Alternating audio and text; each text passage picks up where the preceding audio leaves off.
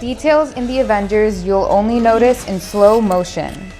To this day, Avengers 1 is considered as one of the best superhero movies ever made. It is so good because of the insane amount of hard work that was put into making the film. It packs so many details which you'd only be able to gather if you watch the film in slow motion. So here are all the details that we found out by slowing the movie down. Ravens. When Thor arrives and takes Loki away from the Quinjet, we see them talk about the Tesseract. But did you notice how 2 ravens flew by them? These ravens are presumed to be none other than Hugin and Munin. They were spotted besides Odin in Thor. The Allfather uses them to monitor Earth. Through them, Odin was seemingly watching over his 2 sons. The helicarrier. Upon noticing how the helicarrier vanished with its cloaking technology, we could state that this was possibly inspired by Marvel's Kree ship. Moving on, Steve was just as surprised as we were upon seeing the helicarrier, so the $10 were on point. But did you notice the look on his face when he saw how much power S.H.I.E.L.D. had? They were literally spying on people all over the world to locate Loki, Barton, and Eric Selvig. This power of S.H.I.E.L.D. was then misused by Hydra, and that's when Steve's fears almost came true. Anyway, while Steve and Coulson were talking, all the S.H.I.E.L.D. agents, including Sitwell, were running facial recognition. And that's how they got a match on Loki in Germany. Cap the Liberator. Last time I was in Germany and saw a man standing above everybody else. When Captain America shows up to fight Loki in Germany, did you look at the people's reaction as he walked by them? In slow motion, you'll notice how people started to stand up when Cap passed them. This detail showed how Cap was the liberator for Loki's subjugation. Iron Man vs. Thor. During Tony's fight against Thor, he got headbutted, which left a clear dent on his helmet. I'm pretty sure that you may not have noticed this tiny detail in regular speed. Tony's heads-up display. In Iron Man 2, the Mark V suit was damaged by Vanko's electrical whips. But Tony turned that disadvantage into an advantage with his next suit. When Thor struck him with his lightning, the suit absorbed energy from it. In fact, Thor overcharged his suit, bringing his power capacity to 475%. Power at 400% capacity. How about that? Later, when Stark fixed the rotors on the helicarrier, his HUD showed 312% power.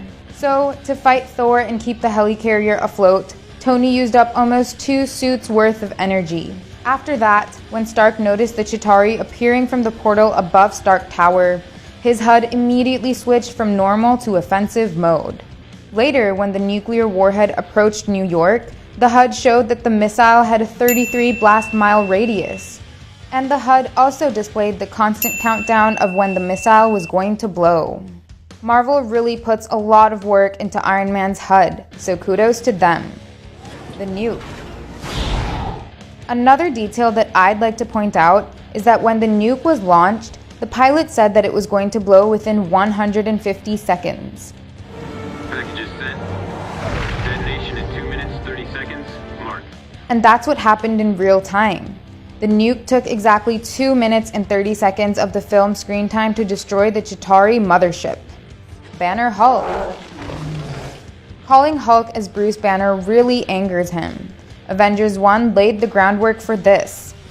After his transformation, when Nat referred to Hulk as Bruce, he attacked her. But later when Cap told Hulk to smash, he cooperated. Hulk. Smash. This was seen throughout the MCU. In Age of Ultron, Nat called him the big guy and the lullaby worked. But while fighting Hulk, Tony called him Banner, and 2 when he was already in rage mode. That little witch is messing with your mind.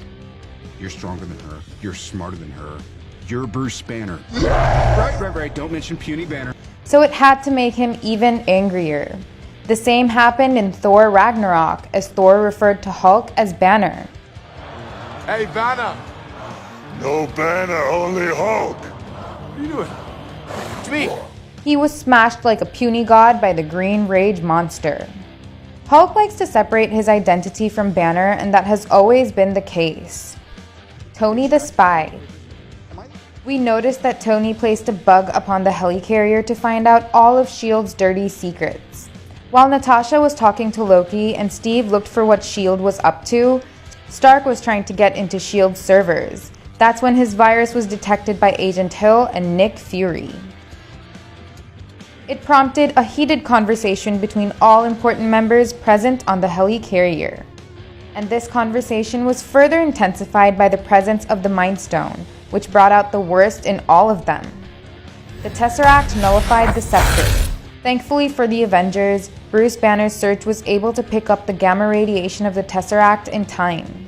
The computers picked up the cube's location and stopped a catastrophe. So in hindsight, the Space Stone stopped the argument which was instigated by the Mind Stone.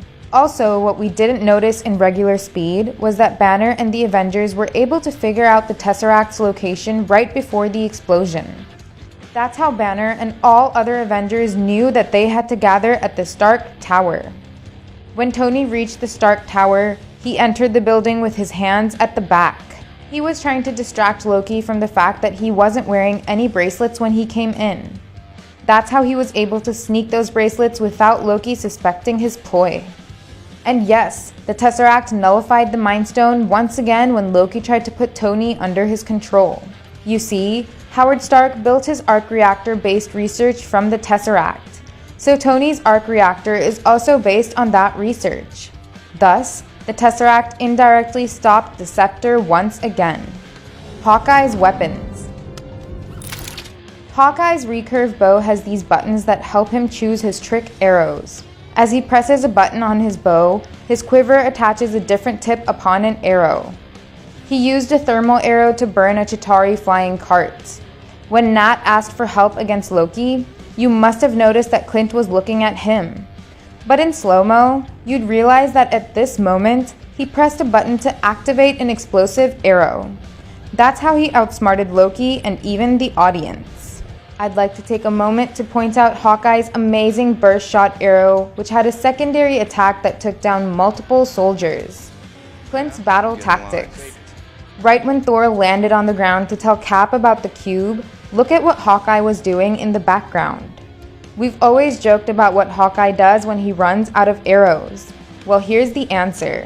When you slow the speed down, you'd see that he was actually recollecting all the arrows that he shot at the Chitauri soldiers. We saw this again when Hawkeye's quiver was fully empty. He grabbed an arrow from a nearby Chitauri soldier. Then, he pressed the button on his bow to switch to grappling mode.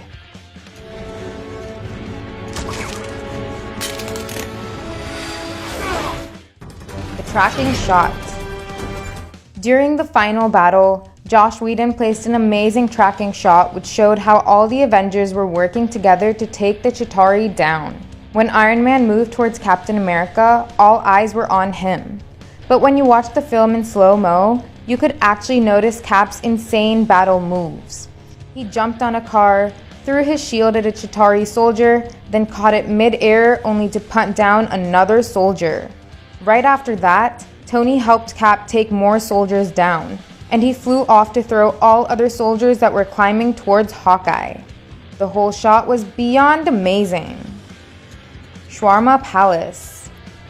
We've all witnessed the post-credit scenes where the Avengers go to have shawarma.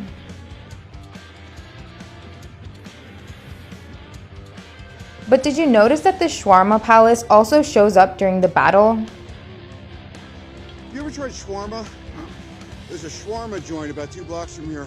I don't know what it is, but I want to try it. In fact, Tony probably noticed it when he crash landed after recreating the tale of Jonah from the Bible. Jarvis, you ever hear the tale of Jonah? I wouldn't consider him a role model. The Avengers Tower. At the end, when Tony shows Pepper the hologram of a new Stark Tower, not only did we see a parking slot for a Quinjet, but we also saw all the individual Avenger files. This was a major tease for the Avenger Towers as the movie ended with a big A on the screen. Thanos. Even with the little cameo of Thanos, we noticed how his motivation foreshadowed. The dialogue of the other was actually referencing Thanos' love for the comics Lady Death. To challenge them is to court death. But his plans to wipe out half of the living population of the entire universe was foreshadowed by a half-wrecked planet in the back. So this showed how Marvel was planning the snap about 6 years in advance. Setups for the Loki series. Tony said that there's no version where Loki could come out on top. There is no version of this where you come out on top. But in Endgame, he himself became the reason for Loki to run away with the Tesseract. And the second plausible setup for Loki came when he was speaking to the other. The other said that if Loki hid the Tesseract from Thanos, there won't be any place in the universe where he could hide. If you fail, if the Tesseract is kept from us, Thanos would hunt him down and make him feel his wrath. Now Loki ran with the cube in Endgame. We suspect that Thanos could be coming for him in his series. This is where all the details from the Avengers end. Some of these details were pointed out by the Canadian lad who did an awesome job on his Avengers video. But apart from those, we've added some new details that we picked up as well. So we hope that you enjoyed the video and were able to learn something new.